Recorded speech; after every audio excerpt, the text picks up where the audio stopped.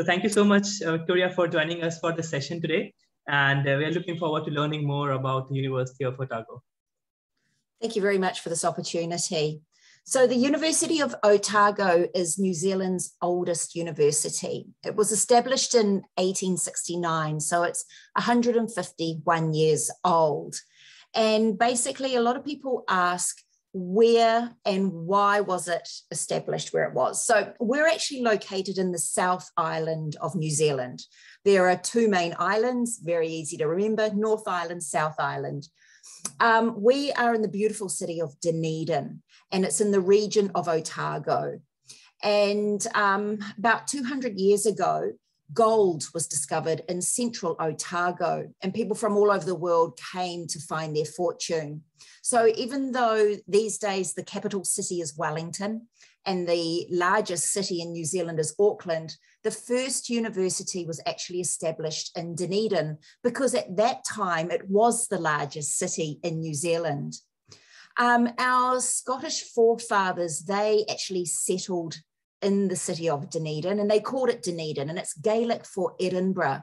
And even today, we've got a huge amount of sort of Victorian architecture, and even the university itself has got some wonderful sort of Victorian and Edwardian architecture.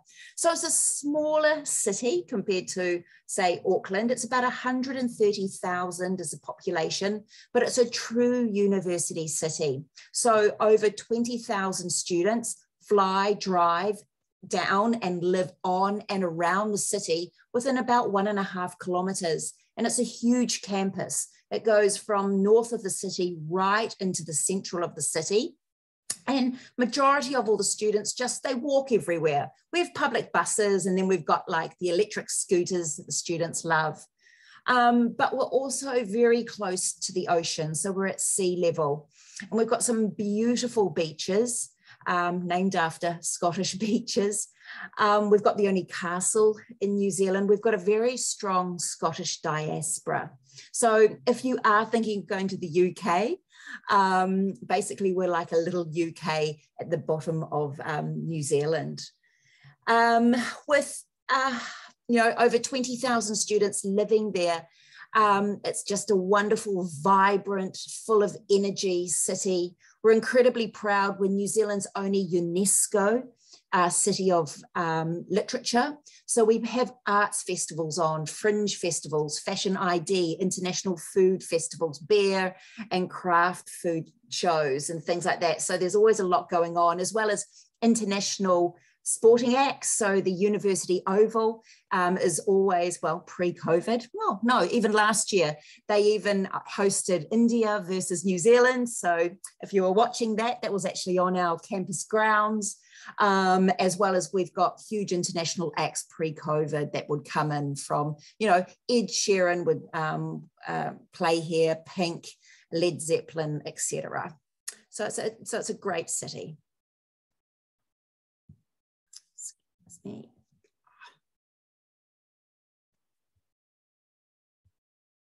Okay, so these are some of the USPs of our university. I've explained a few of them. What's really important is we are ranked in the top 1% of universities in the world. QS World Rankings, 197, and times higher in the top 200 to 250.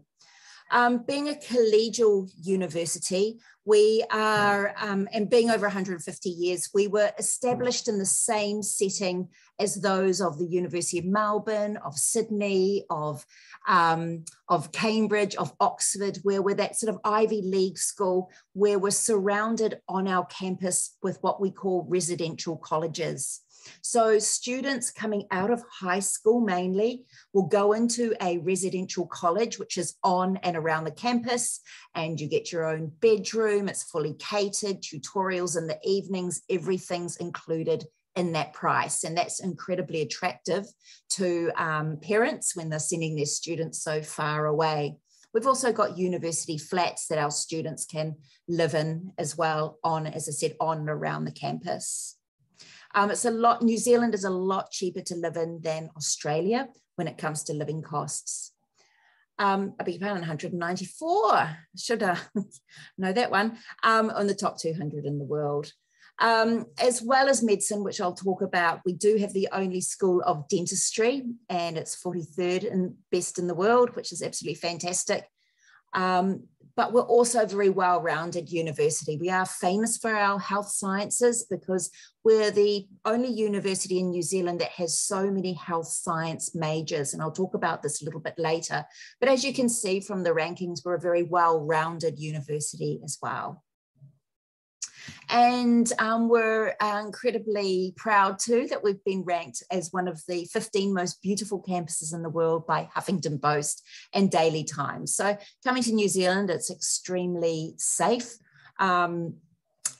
We have been world famous for the way we've dealt with COVID. Unfortunately, I'm sure you've already heard, we have just got a wee Delta outbreak, and we're just waiting to see if that's reached the South Island. It's in the North Island at the moment, but I wouldn't be surprised. So we are actually in lockdown. Basically, a lot of the public health, a lot of the advisory to the Prime Minister has come from academics at Otago.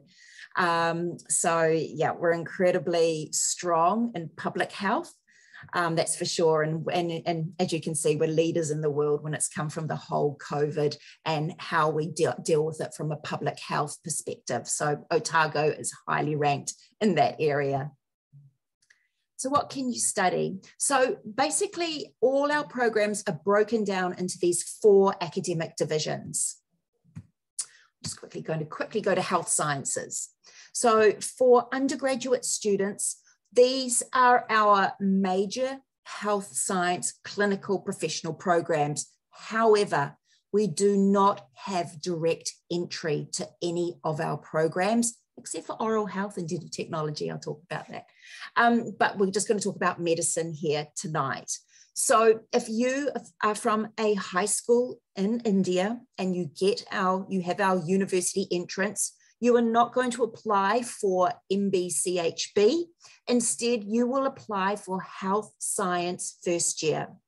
So our MBCHB is a 6-year program, and you get registration with the Australian Medical Board as well as the New Zealand Medical Board at the end of that.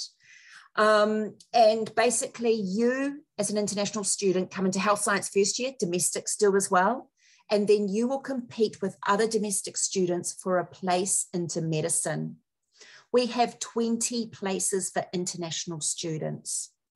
Pre-COVID, the number of international students doing our health science first year was just under 100. And then basically you are doing 7 compulsory papers in health science first year.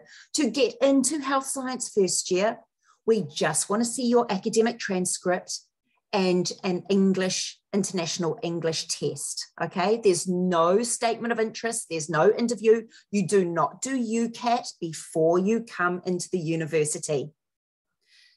Instead, once you're doing health science first year, you do 7 compulsory papers. There will be an English diagnostic test in your first week, which New Zealanders have to do as well. And there will be a UCAT that you will sit in June, basically in the month of June. The students basically that get into our medicine must get at least the equivalent of an A- and have passed all their basically sections within the UCAT. There is no interview into medicine.